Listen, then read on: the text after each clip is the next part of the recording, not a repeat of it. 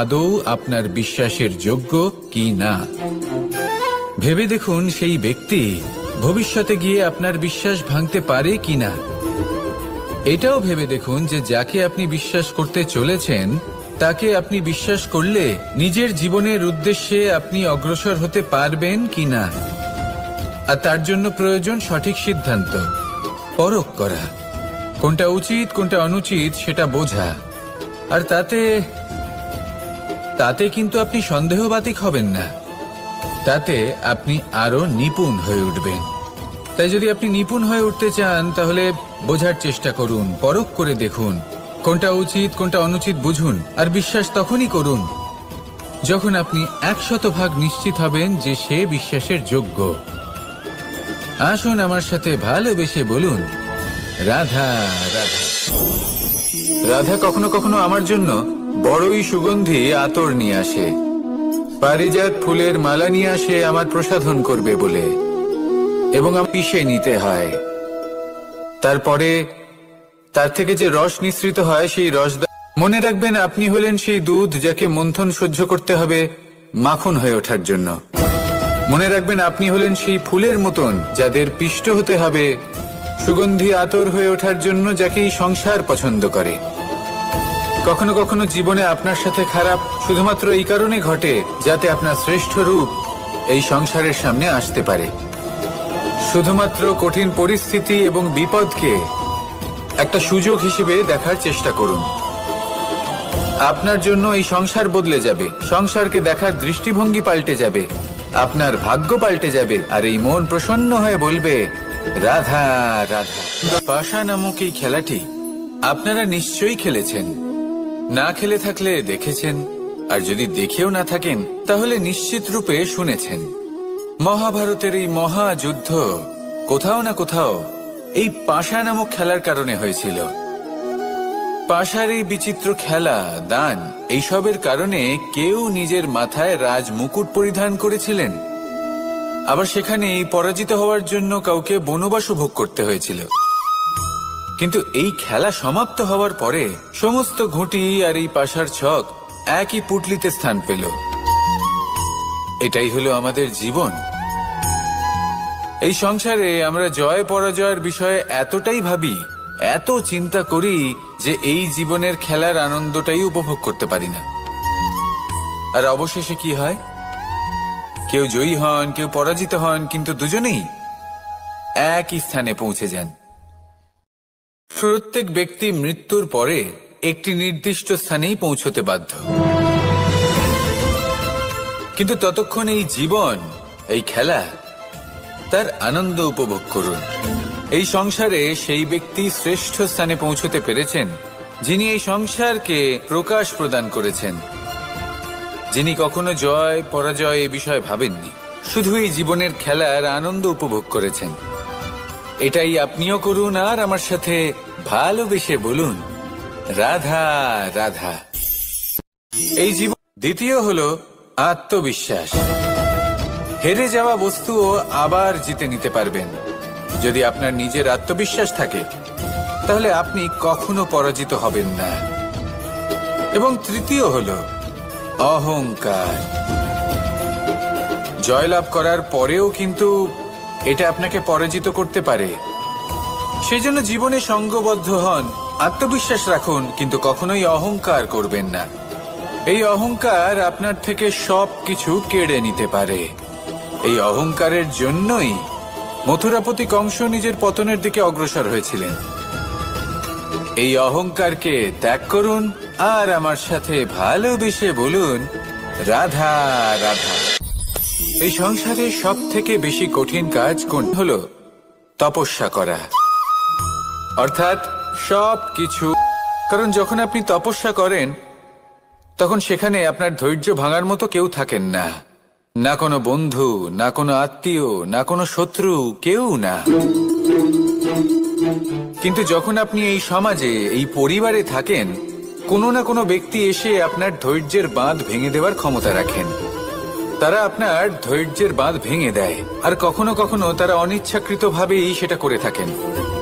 কারণ তাদের মানসিকতা আপনার থেকে আলাদা, তাদের কর্ম আপনার থেকে আলাদা, তাদের দৃষ্টিভঙ্গি আপনার থেকে আলাদা, জীবন যাপন আপনার থেকে আলাদা। সেক্ষেত্রে আপনি ধৈর্যচ্যুত হন, প্রসন্নতা আপনার থেকে ছিনিয়ে নেওয়া হয়। সেই জন্য এই সংসারে, এই পরিবারের থেকেও ধৈর্য ধরে সামনে অগ্রসর হওয়া কোনো পর্বতের শিখরে গিয়ে তপস্যা করার থেকেও অনেক বেশি কঠিন। আর যে ব্যক্তি এই সমাজেই, এই পরিবারে, সেই সকল মানুষের মধ্যে থেকে গিয়েও ধৈর্য ধরে অগ্রসর হতে থাকেন, যারা এই কাজটা শিখে নিতে পারেন, তারাই কিন্তু জীবনে আনন্দ লাভ করতে পারেন। এই ধৈর্যই শেষে আপনার জীবনে প্রসন্নতা বহন করে আনবে। তাই ধৈর্য ধরে জীবনের পথে অগ্রসর হন আর আমার সাথে ভালোবেসে বলুন, রাধা রাধা। প্রত্যেক মানুষ নিজের জীবনে দুঃখ অনুভব করেন। প্রত্যেকের দুঃখ আলাদা হতে পারে। কারোর মনে এই দুঃখ থাকে যে সে তার বাবা মায়ের সব ইচ্ছে পূরণ করতে পারেননি। কেউ এটা ভেবে দুঃখ পান যে সে চিরকাল সদাচার করেছেন, সৎকর্ম করেছেন, কিন্তু তাও তাকে দুরাচারী বলে মনে করা হয়। কেউ এটা ভেবেও দুঃখ পান যে তার সামনে যে ব্যক্তি রয়েছেন তার চোখে তিনি শত্রু হয়ে উঠেছেন বা দুষ্ট হয়ে উঠেছেন, যেখানে তিনি হয়তো কোনো অনুচিত কাজই করেননি। এবার এই সমস্ত বিষয় নিয়ে ভেবে নিজের ব্যক্তিত্ব নিয়ে সন্দেহ প্রকাশ করবেন না। যদি নিজের ব্যক্তিত্ব নিয়ে কোনো সন্দেহ থেকে থাকে, তাহলে কর্ম সংক্রান্ত প্রশ্ন করুন যে আপনি যা করেছেন তাতে কি উচিত ছিল, কি অনুচিত ছিল। যেটা প্রয়োজন সেটা এটা বোঝার যে আপনার অন্তর্মন, আপনার বিবেক আপনাকে কি বলছে, আর আপনার অন্তর্মন আর আপনার বিবেক আপনাকে যেটা করতে বলবে শুধু সেটাই করুন।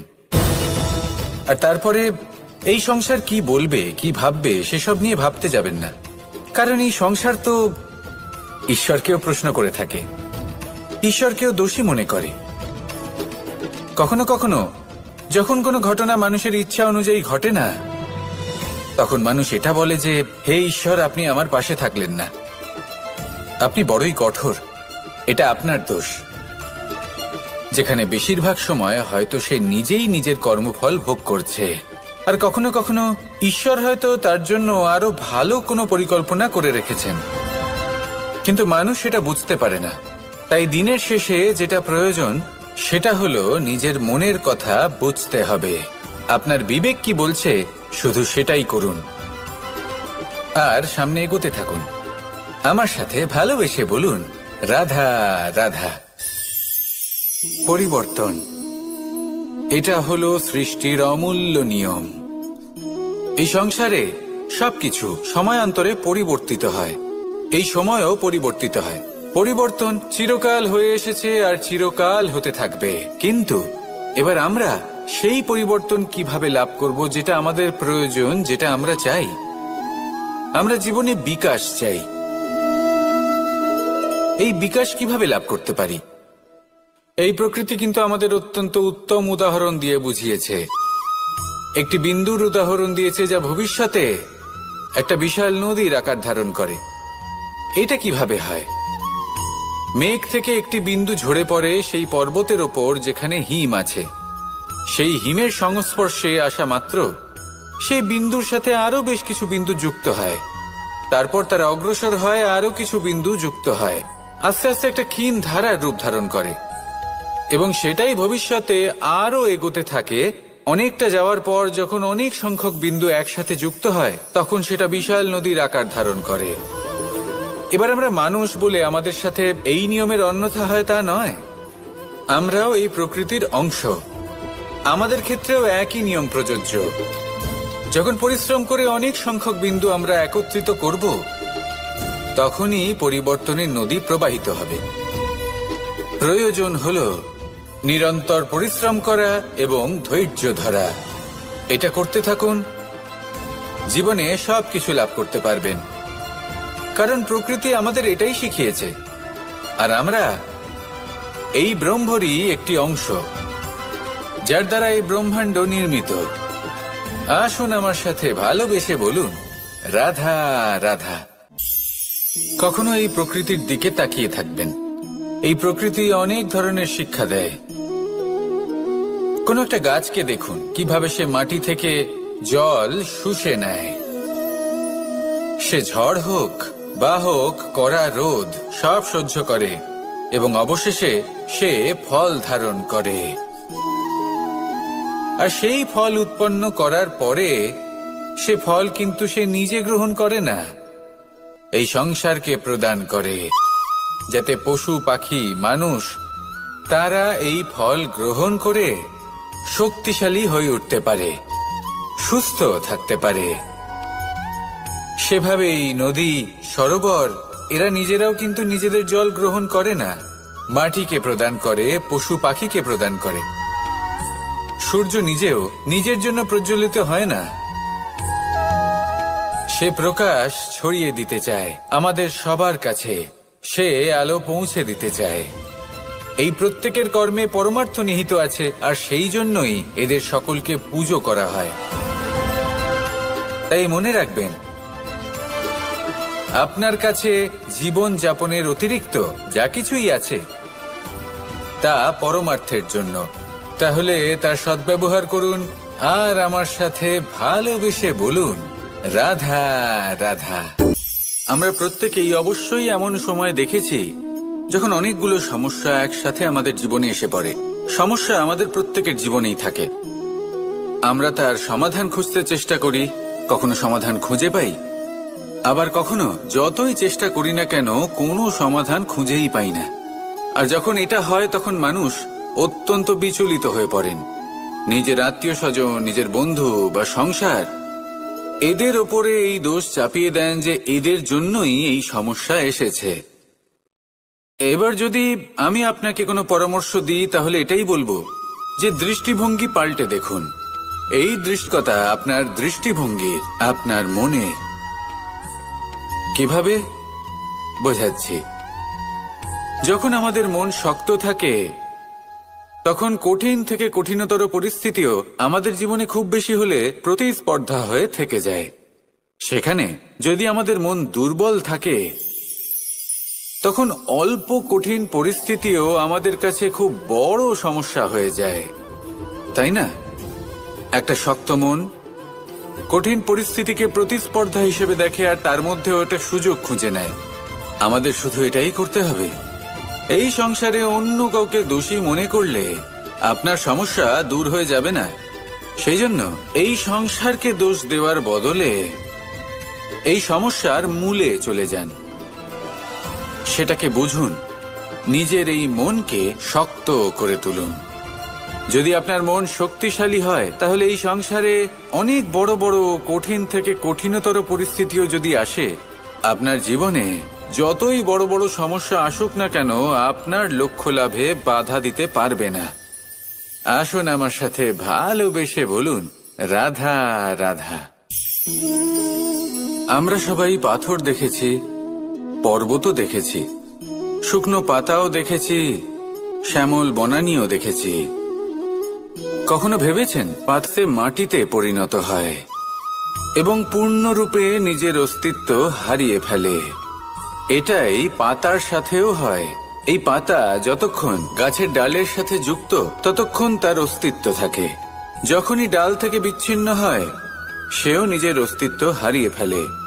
আর এটাই আমাদের সাথেও হয়।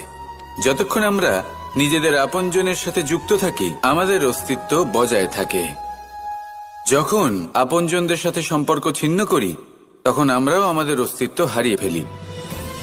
এবার এই সংসারের প্রত্যেক ব্যক্তি স্বতন্ত্র থাকতে চান, আর অনেক ব্যক্তি স্বতন্ত্র থাকবেন বলে আপনজনদের দূরে করে দেন আর তাদের সাথে এই সম্পর্ক ছিন্ন করেন।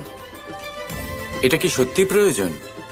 আপনজনদের সাথে সম্পর্ক ছিন্ন করে নিজের অস্তিত্ব হারিয়ে ফেলা প্রয়োজনীয়, নাকি আপনজনদের সাথে সম্পর্ক বজায় রেখে নিজেদের স্বতন্ত্র করে রাখা সেটা আবশ্যক? নির্বাচন আপনারই। আসুন আমার সাথে ভালোবেসে বলুন, রাধা রাধা। আপনি কি কখনো নৌকা যাত্রা করেছেন? করে না থাকলেও নিশ্চয়ই দেখেছেন যে এই জল যা নিজের অন্তরে সব কিছু সমাহিত করে নিতে পারে, এই নৌকা সেই জলের ওপরেই ভেসে থাকে। নদীর স্রোত কাটিয়ে সে সামনে অগ্রসর হয়, কিন্তু যদি এই নৌকায় কোনো ছিদ্র হয় তাহলে কিন্তু সেই নৌকা ডুবে যাবে। আর এতে কোনো তফাৎ হবে না যে সেই ছিদ্র ছোট নাকি বড়, নৌকা ডুবে যাবে। এই ছিদ্র হলো আমাদের জীবনে আমাদের অপগুণ, আমাদের দোষ, আমাদের বিকার।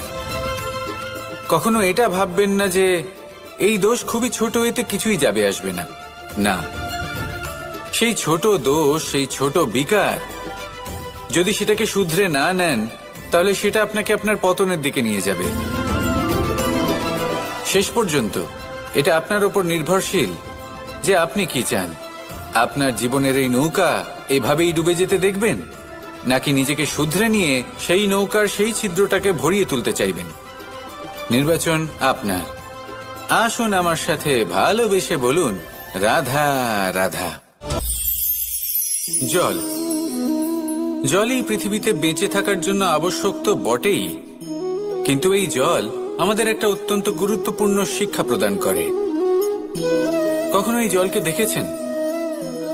যে পরিস্থিতিতেই এই জল প্রবাহিত হোক না কেন, এর উপর যা কিছুই প্রভাব থাকুক না কেন, এর পথে যতই বাধা আসুক না কেন, তার মধ্যে থেকে ও নিজের পথ ঠিক বের করে নেয়, কিন্তু নিজের প্রবাহ থামতে দেয় না, ক্রমাগত অগ্রসর হতে থাকে।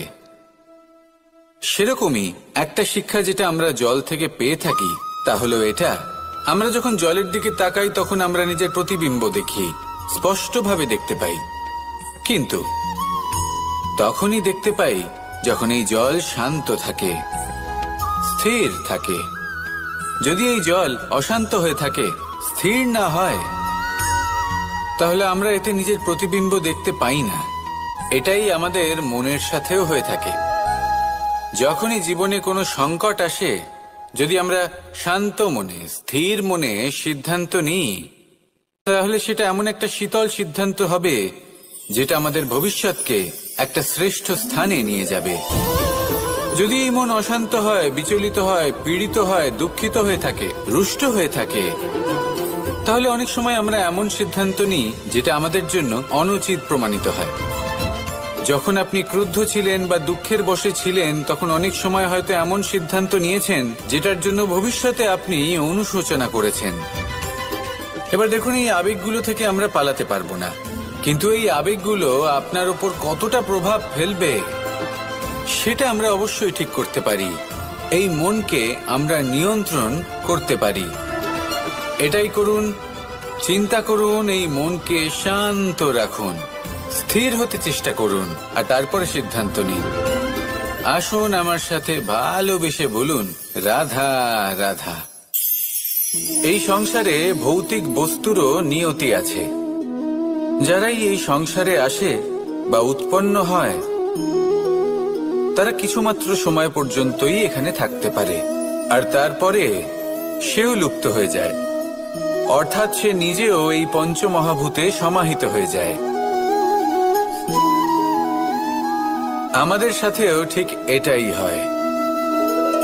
সেই জন্যই ঈশ্বর দ্বারা প্রদত্ত এই উপহারের বিষয়ে ভাবুন, এই জীবনের বিষয়ে ভাবুন।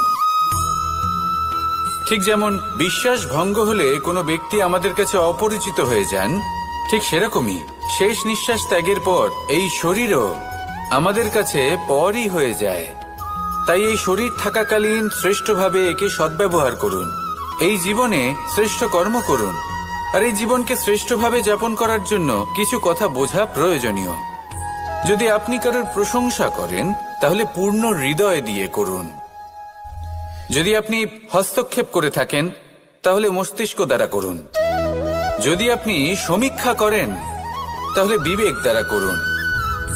যদি আপনি ধন অর্জন করতে চান, তাহলে নীতি অনুসারে চলুন। যদি জীবনযাপন করতে চান, তাহলে রীতি মেনে করুন। আর যদি ঈশ্বরের ভজন করতে চান, তাহলে ভক্তিভাব নিয়ে করুন। শুধু এই কথা মনে রাখবেন যে আপনার এই জীবন কিন্তু অনিশ্চিত কাল পর্যন্তই আছে।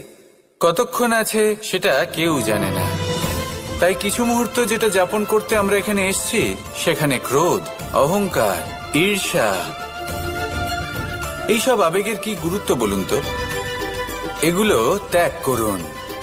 মানুষকে ক্ষমা করতে শিখুন, আস্তে আস্তে বিশ্বাস করতে শিখুন, এই সংসারে নিঃস্বার্থভাবে প্রেম করতে শিখুন আর সবার মধ্যে আনন্দ বিতরণ করুন। তাই এই সব গুণ যদি আপনি আত্মসাৎ করতে পারেন, তাহলে আপনার জীবনে শুধু আনন্দ এবং আনন্দই বিরাজমান হবে। আসুন আমার সাথে ভালোবেসে বলুন, রাধা রাধা। এবার কখনো কখনো জীবনে আমাদের মনে হয় যে চতুর্দিকে শুধুমাত্র অন্ধকারই হয়ে আছে, প্রত্যেকেরই তা কখনো মনে হয়। আর তখনই আমাদের নিরাশ হলে চলবে না, আমাদের দুঃখী হলে চলবে না। সেই সময় আমাদের খুঁজতে হবে নিজেদের আশেপাশে, চতুর্দিকে আর কোথাও না কোথাও আমরা প্রকাশ অবশ্যই দেখতে পাবো, আশার একটা কিরণ অবশ্যই দেখতে পাবো। কেউ এমন একটা কর্ম করেন যেটা দেখে আমরা প্রেরিত হয়ে যাই, আর এমন কোনো কর্ম যদি আপনারা করেন, তাহলে সেই কর্ম আপনার মনকে প্রসন্ন ভাব, আনন্দ এবং ভালোবাসা দ্বারা ভরিয়ে তুলবে। আপনার অন্তরের সেই অন্ধকারের অন্ত করবে, দুঃখেরও অন্ত করবে। আর এই মন প্রসন্ন ভাব নিয়ে বলবে, রাধা রাধা। যদি কোনো সিংহ বানরের মতো গাছে চড়তে চেষ্টা করে তাহলে কি হবে? একটা মাছ যদি মাটিতে হাঁটতে চেষ্টা করে তাহলে কি হবে? তারা বিফলই। আপনি মিষ্টি জল পান করতে পারছেন, সে নদী থেকেই হোক বা সরোবর থেকে। সেই জন্যই হয়তো সাগর হলো এত মহান, হয়তো সেই জন্যই রত্ন সাগরে পাওয়া যায়। তাই মনে রাখবেন, ক্ষমতা তারই হয় যে ত্যাগ করতে জানে, কোনো বিষকে নিজের মধ্যে ধারণ করে নিতে জানে। তাহলে আপনিও এটাই করুন, এতটাই শক্তিশালী হয়ে উঠুন আর আমার সাথে ভালোবেসে বলুন, রাধা রাধা।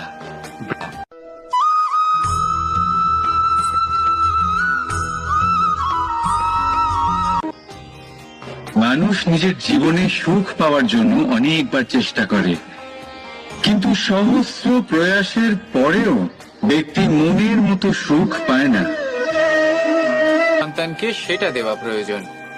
সেটা যদি নিজের সন্তানকে দিতে পারেন, তাহলে এই সন্তান জীবনে তার পথে এগোতেও পারবে, ধন অর্জন করতে পারবে এবং শক্তিশালী অনুভবও করতে পারবে। সেই জন্য সন্তানকে সবার আগে সেটা দান করুন যেটা সব থেকে বেশি মূল্যবান। সেটা দিন যেটা আপনি সবার আগে লাভ করেছেন। আসুন আমার সাথে ভালোবেসে বলুন, রাধা রাধা। কখনো কখনো আমরা খুব ব্যথিত হয়ে পড়ি। আমরা নিজেদের পরিবারের জন্য এত কিছু করি আর তারা আমাদের দেখলেই ভয়ভীত হয়ে পড়ে, আমাদের দেখলে বিরক্ত হয়। কখনো নিজেদের সন্তানকে বিকাশের পথে অগ্রসর করার জন্য আমরা তাদের উপর একটু জোর দিই যাতে তারা পরিশ্রম করে, কিন্তু সেই সন্তান আমাদের উপর বিরক্ত হয়ে পড়ে। কখনো সন্তানকে সঠিক শিক্ষা দেওয়ার জন্য আমরা তাদের কিছু সীমা নির্ধারিত করি, তখন সেই সন্তানের চোখে নিজেদের জন্য আমরা ঘৃণা দেখতে পাই। মানুষ কেন ব্যথিত হবে না? দেখুন, যখন সূচের দ্বারা আপনি বস্ত্র সেলাই করেন, তখন সূচের আঘাত সেই বস্তুকে সহ্য করতে হয়, কিন্তু তাতে সেই সূচ বা আপনার উদ্দেশ্যে কোনো প্রভাব পড়া উচিত নয়, কারণ আপনি তো আপনার কর্ম করছেন, আর তাও পূর্ণ নিষ্ঠা ভরে, এবং অবশেষে আপনার উদ্দেশ্য শুভ প্রমাণিত হবে। তাই কেউ বিরক্ত হচ্ছে বলে বা কারোর চোখে নিজের প্রতি ঘৃণা দেখার ভয় কখনো পিছিয়ে যাবেন না। কষ্ট না করে বিকাশ সম্ভব নয়। কর্ম করতে থাকুন, সবকিছু শুভ হবে। আসুন আমার সাথে ভালোবেসে বলুন, রাধা রাধা।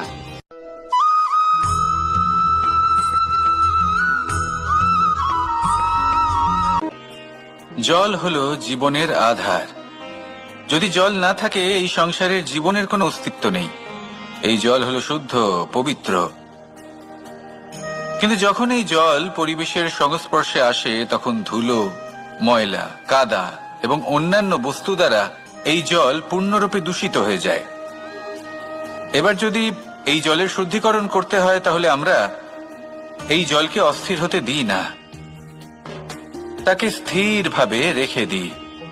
আর সেটা করলে সেই জল নিজে থেকেই সকল অশুদ্ধি ত্যাগ করে দেয়, নিজে থেকেই নিজেকে শুদ্ধ করে তোলে। এটা কিন্তু আমাদের মনের সাথেও হয়ে থাকে। এই সংসারে এত সমস্যার সম্মুখীন হয়েও কোথাও না কোথাও আমাদের এই মন মলিন হয়ে যায়, এতে নেতিবাচক ভাব জাগ্রত হয়। সেই মুহূর্তে আপনি কোনোভাবে রাগ করবেন না, মন খারাপ করবেন না, তাড়াতাড়ি কোনো সিদ্ধান্ত নেবেন না, কোনো প্রতিক্রিয়া দেবেন না। শুধু নিজের এই মনকে শান্ত করে রাখবেন, শান্ত মনে দিন যাপন করবেন। যদি এটা করেন তাহলে আপনি নিজে থেকেই বুঝতে পারবেন যে কি কি অশুভ ভাব আপনার মধ্যে জাগ্রত হয়েছে আর কি কি শুভ চেতনা আপনাকে জাগ্রত করতে হবে। আপনি নিজে থেকেই এমন পথ খুঁজে পাবেন যার দ্বারা এই অশুদ্ধি আপনি ত্যাগ করতে পারবেন। আসুন আমার সাথে ভালোবেসে বলুন, রাধা রাধা।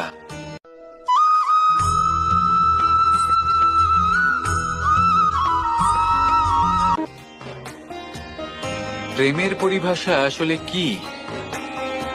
ভিন্ন ভিন্ন ধরনের ব্যক্তি, ভিন্ন ভিন্ন ধরনের প্রেমী, আলোচক বিভিন্ন ধরনের পরিভাষা প্রদান করেন এই প্রেম নিয়ে। কিন্তু প্রত্যেকের মনেই কখনো কখনো এই প্রশ্ন এসেছে, এই ভালোবাসা আসলে কি? নিজের প্রিয়তমকে জয় করাই কি প্রেম? চার হাত এক হয়ে যাবার নামই কি প্রেম? নিজের আবেগ ব্যক্ত করাই কি ভালোবাসা? না, প্রেমের অর্থ কাউকে লাভ করা নয়, বরং তার মাঝে বিলীন হয়ে যাওয়া। যদি কারোর হাত ধরে থাকি তাহলে আজীবন তার সাথে পথ চলা হলো প্রেম। প্রেম শুধুমাত্র সেটা নয় যা প্রেমী আর প্রেমিকার কেশ দামে মালা বেঁধে দেয়।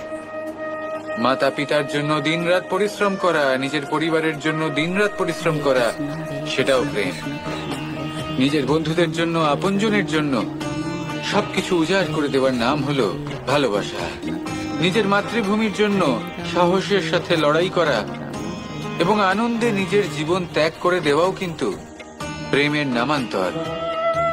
সেই জন্য যারা বুদ্ধিমান ব্যক্তি তারা কখনো প্রেমের পরিভাষা খুঁজতে চান না, কারণ তারা জানেন যে এই প্রেম কতটা বিশাল। তারা জানেন যে এই প্রেম হলো এক বিশাল সাগর যাকে নিজের মুঠোয় ধরে রাখা যায় না। সেই জন্য এই প্রেমের সাগরে ডুবে যান এবং সকলকে ভালোবাসতে শিখুন। যদি সবাইকে ভালোবাসতে পারেন তাহলে তাদেরও কল্যাণ হবে যারা আপনাকে ভালোবাসে, এবং সকলকে ভালোবাসতে শিখুন। যদি সবাইকে ভালোবাসতে পারেন তাহলে তাদেরও কল্যাণ হবে যারা আপনাকে ভালোবাসে, তাদেরও কল্যাণ হবে যাদেরকে আপনি ভালোবাসেন, আর আপনারও কল্যাণ হবে। আর তখন এই মন ভালোবেসে বলবে, রাধা রাধা।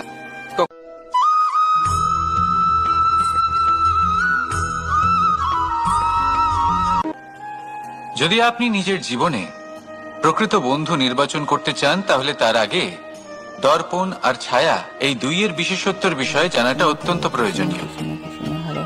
দর্পণ কি করে থাকে? যখনই আপনি দর্পণের দিকে তাকাবেন ও শুধুমাত্র আপনাকে সত্যের সাথে অবগত করাবে, ও আপনাকে কখনো মিথ্যে বলবে না। সেখানেই যদি ছায়ার কথা বলি তাহলে দেখুন ছায়া কি করে, সব সময় আপনার সাথে থাকে, কখনো আপনার সঙ্গ ত্যাগ করে না। এবার আপনার জীবনে যদি এমন কোনো বন্ধু আসে যে সবসময় আপনাকে সত্য কথা বলবে, আপনার অপগুণের বিষয়ে যদি আপনাকে বলে কিন্তু তাও সে সত্যিই বলবে, তাহলে তার উদ্দেশ্য কিন্তু আপনাকে দুঃখ দেওয়া নয়, সে আপনার অজ্ঞানতা, আপনার ভ্রম দূর করতে চায়। যদি আপনি কোনো অনুচিত পথে চলতে থাকেন তাহলে সে আপনাকে বাধা দিতে চায়। আর যদি সেই মিত্রই ছায়া সঙ্গীর মতো হয়, সে কখনোই সুখ দুঃখে আপনার সঙ্গ ত্যাগ করবে না। তার উদ্দেশ্য হলো সবসময় আপনাকে রক্ষা করা। তাই এরকম দর্পণ বা ছায়ার মতো কোনো বন্ধু যদি আপনার জীবনে আসে তাহলে তাকে কোথাও যেতে দেবেন না, সে আপনার জীবনকে সুখময় করে তুলবে। আর যদি আপনার জীবনে উপস্থিত বন্ধু এমন না হয় তাহলে তাকে নিজের থেকে দূরে করে দেওয়াই বাঞ্ছনীয়। তাহলে দর্পণ আর ছায়ার মতো প্রকৃত এবং ভালো বন্ধুকে নিজের জীবনে স্থান দিন আর আমার সাথে ভালোবেসে বলুন, রাধা রাধা।